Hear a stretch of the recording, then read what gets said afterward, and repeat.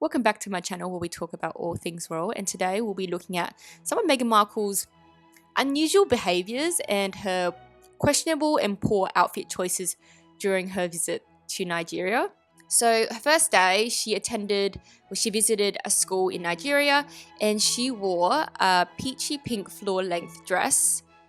Well, it's floor length for her because she's too short to wear it and she couldn't be bothered taking it up, so it just dragged on the floor. At least put a bit more effort in and tailor your clothes or alter your clothes to fit you better. Anyways, the dress is completely inappropriate. Not only does it show her back, but it also showed the side of her torso as well, which it's a lot of skin to be exposing when visiting a school. I wouldn't even wear this in a daytime event, actually. This is more of like a evening event. The color just washed her out. Why would you wear something that matches your skin tone? And also that necklace does not go with that dress at all, because you can see that the necklace is quite high up and so is her neckline. So in a way, the collar was just hiding the necklace for some portion of the time. So that necklace would usually go well or pair well with if you wear kind of like a button shirt and you open up the button shirt a bit and it will show the necklace, or if you have a top or dress that shows a lot of the décolletage area, that would look really flattering. But in this case, it was the neckline of the dress was just clashing with that necklace, so I don't think it really goes well with it. And then day 2 is when she and Harry, they went to a volleyball sports event, and she was showing her arms, her chest, her back, her legs. She looked like she was dressing up for a beach party while everyone else is all covered up. I think she's trying so hard to be sexy all the time that she doesn't really think about the context or the setting of the event and what is considered appropriate and not appropriate, because everything is always about her. She doesn't really care about her environment.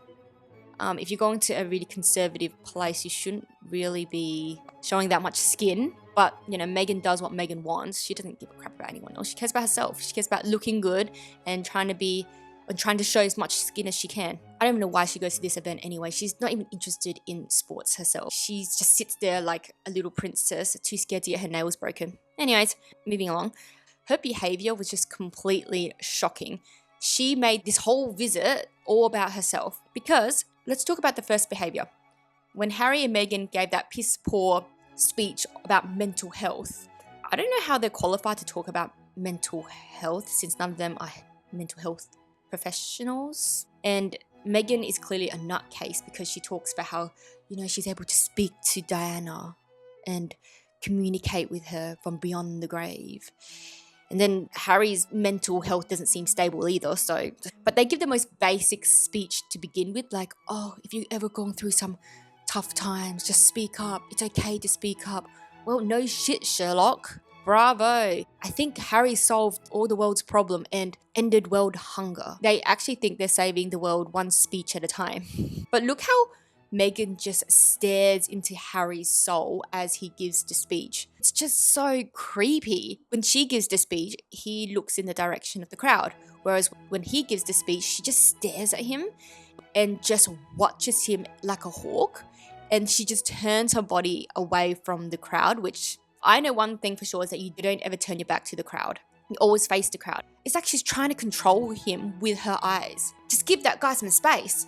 Speaking about space, I don't understand why they have to keep holding hands for every single event. I know that they just want to put on a show to make it look like they're still a happy couple, which it's all facade.